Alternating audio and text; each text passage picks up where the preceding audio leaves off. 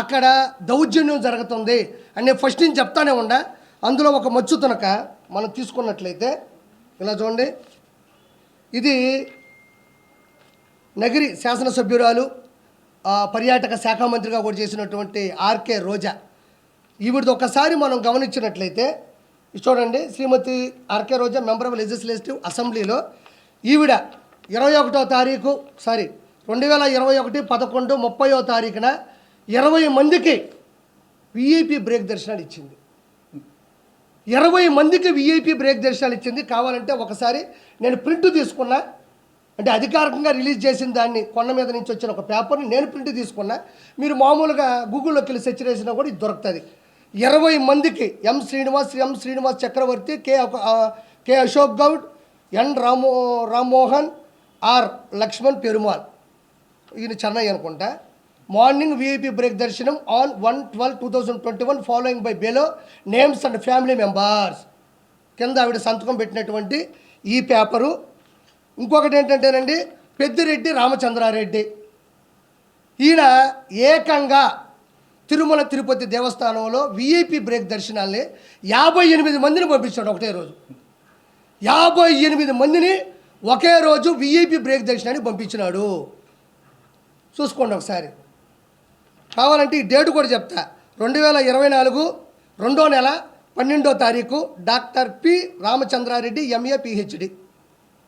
చూడండి, ఆయన సంతకం కూడా పెట్టాడు. 58 మందిని కూడా పంపించినాడు. అంటే పాపం ఏ క్యాడర్ అయినా, ఏ కేటగిరీ అయినా, ఏ ఎంపీ అయినా, ఏ క్యాబినెట్ మినిస్టర్ అయినా, ఏ సెంట్రల్ మినిస్టర్ అయినా, ఏ శాసనసభ్యులైనా, ఏ గెజిటెడ్ ఆఫీసర్ అయినా, ఏ సెలబ్రిటీ అయినా, ఏ విఐపి అయినా, అధికారులు జడ్జిలైనా, ఏదైనా కూడా టీటీడీ బోర్డులో ఒక రూల్ ఉంటుంది. ఎంతమందిని పంపించవచ్చు అనేది ఒక శాసనమో, ఒక ఫార్ములానో, ఒక ఫండమెంటల్ థియరీ ఉంటుంది.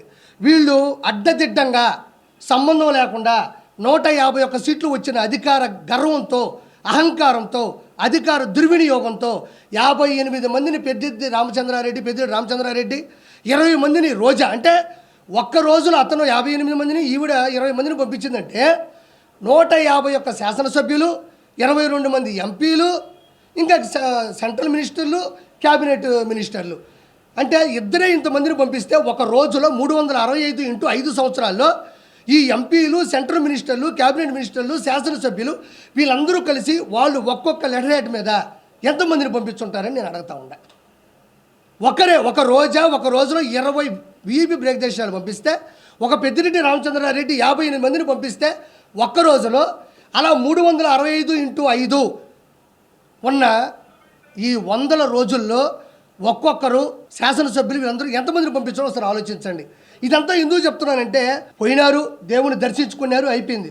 కానీ ముఖ్యంగా గమనించాల్సింది ఏంటంటే, ఇక్కడ సామాన్య భక్తులు తిరుపతి నుంచి తిరుమల కొండకి నడుచుకుంటూ వస్తారు. సర్వదర్శనం అని ఉంటుంది. క్యూ లైన్లోకి వెళ్ళిపోతారు. అక్కడి నుంచి కంపార్ట్మెంట్లోకి వెళ్తారు. ఆ నుంచి దర్శనానికి వెళ్తారు.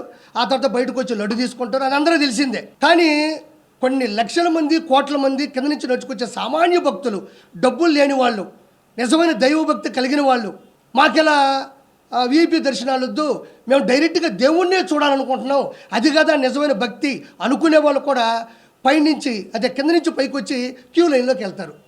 ఈ క్యూ లైన్లోకి వస్తారు, కంపార్ట్మెంట్లోకి వెళ్తారు, దర్శనానికి వెళ్తారు.